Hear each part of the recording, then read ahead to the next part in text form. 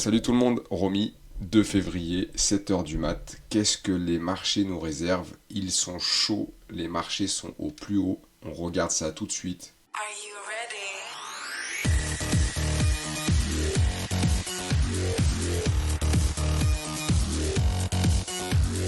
Cette fois on est bon, je viens de faire la moitié de la vidéo les gars, il n'y avait pas les graphes, tout va bien se passer. On y retourne, c'est pas grave, on recommence. Je disais que on voit que le Nikkei, il s'est pas passé grand chose.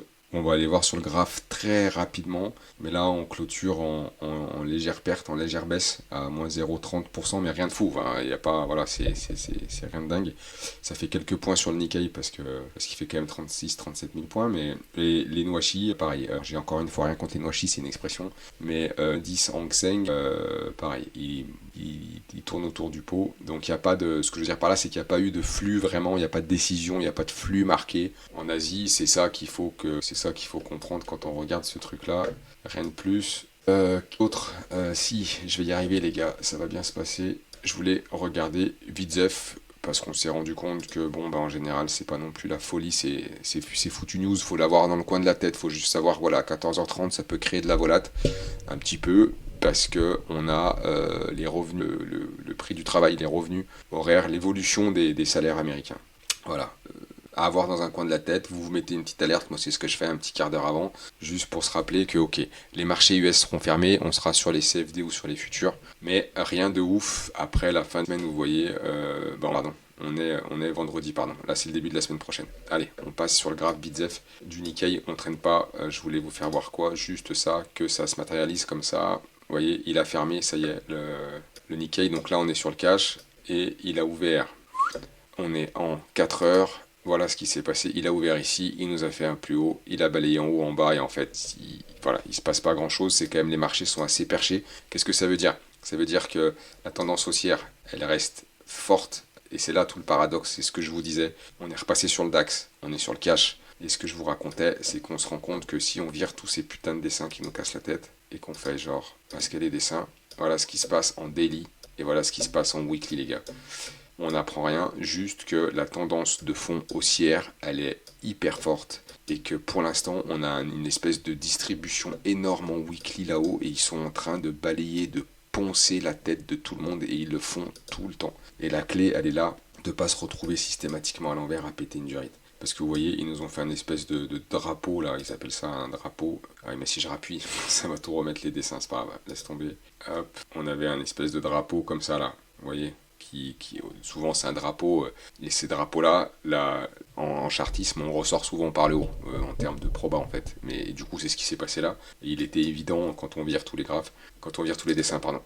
Je vais y arriver. 4 fois que je refais cette putain de vidéo ce matin, tout va bien se passer. What's up les gars? Eh ben, it's up que on se retrouve à avoir fait des plus hauts historiques récemment. Et en fait, le FOMC, on redescend, on vient retester simplement les plus bas. Et en fait, encore une fois, je répète, et c'est là que c'est complètement fatigant psychologiquement, c'est qu'ici, il fallait pas vendre la maison, et ici, il faudra pas acheter la maison. Ça peut déborder un peu plus, on peut monter un peu plus haut, mais c'est toute la clé de ce que je vous raconte le matin. J'espère être le plus clair possible.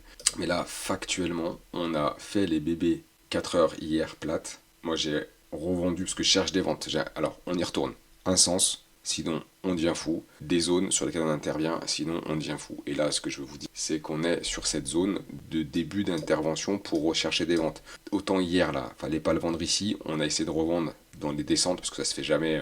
Il y a eu quelques occasions ici. Moi, j'ai revendu ici. Et là, ce matin, on va ouvrir sur mon trait rouge.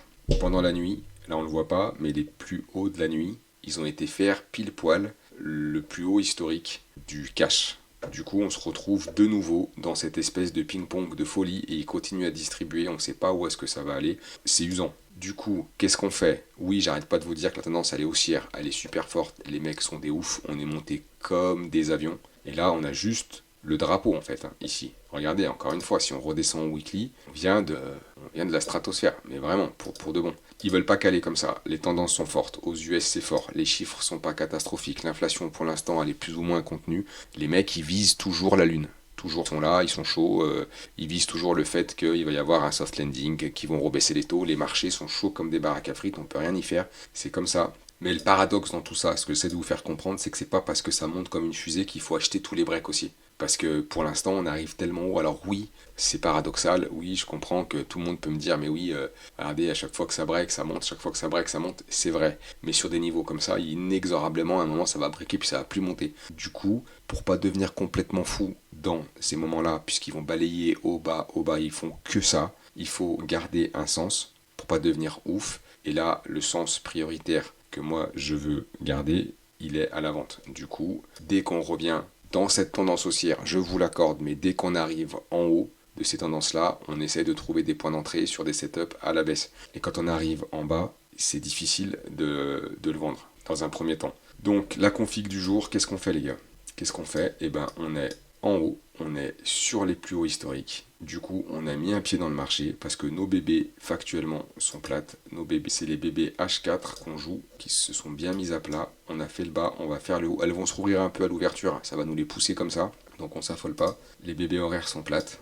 On est sur le haut de ce range. On part du principe que cet ATH chez... c'est pas qu'il a marché, mais c'est qu'il a été testé une paire de fois. Et ben là, ils reviennent le tester. Du coup, on est sur zone. Et qu'est-ce qu'on fait sur zone? On est sur la zone. On est remonté. On arrive sur l'endroit où on doit en fait faire quelque chose. Du coup, on a un setup, on rentre. Moi, je l'ai fait ce matin. Maintenant, chacun fait comme il veut. Je suis rentré à peu près au prix d'ouverture et on verra ce qui se passe. Mais franchement, on n'est pas à l'abri qui pousse un peu plus. Parce que les ricains sont chauds, tout le monde est chaud. J'essaie d'être le plus concis possible. Ça fait 7 minutes. Je radote. C'est pas si simple parce qu'on est dans un moment qui est un peu compliqué. C'est pas que c'est compliqué, mais c'est que ça se passe toujours comme ça. C'est-à-dire que, en fait, si on est tout le temps à l'envers, c'est qu'en fait, les mecs ils sont tout le temps en train de jouer avec ces deux pôles-là, ces deux polarités, et c'est compliqué. C'est compliqué parce que je comprends qu'ici, quand c'est tout vert, que ça monte comme un TGV, t'as envie de l'acheter, et ici, quand c'est tout rouge, t'as envie de le vendre. Et en réalité, c'est l'inverse qu'il faut faire. Tant qu'ils sont dans cette phase de distribution, si on a des confirmations qu'une tendance se met en place et que la tendance haussière rompt et qu'on va chercher un peu plus bas, on fera différemment.